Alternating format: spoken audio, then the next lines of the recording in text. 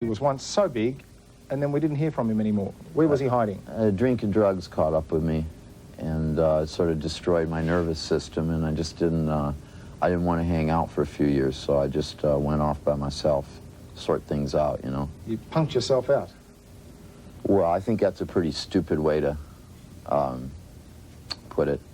I just had a couple problems. I had to work them out. I think that it's a real strain to live in the information age, and I think a lot of people have trouble keeping up, and I'm just one of them.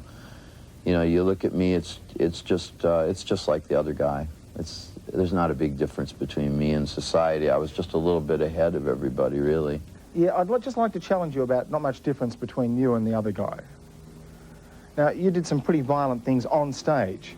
Yeah, but in fact, you could even tell me about a few of them. A lot of the things I did on stage were later echoed by all sorts of bands. You just didn't read about it in the paper. Whether I'm falling down along the way, or whether I'm cutting myself along the way, or whether I bend over now and puke all over your shirt, man, you know, I'll just do what it takes to try to find my own way. If you can't dig that, you know, well then you got a bigger problem than I do, I reckon.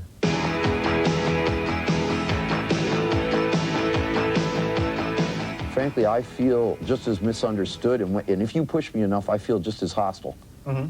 All right? I've noticed that already. Well, yeah. You know, I don't really, well, I don't need some little guy giving me punked out. What is it, you punked out? What is that, you know? Well, that was a question, that's all that was.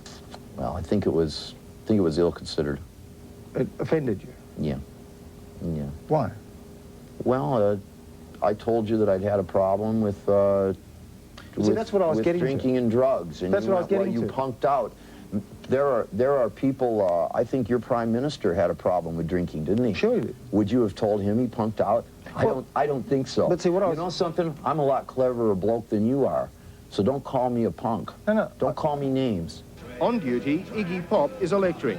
He doesn't exactly dance like Fred Astaire, and he's been known to belly flop into crowds and expose himself. Are you still bad boy antics? Well, again, antics is another ill-chosen word. I'm a great performer.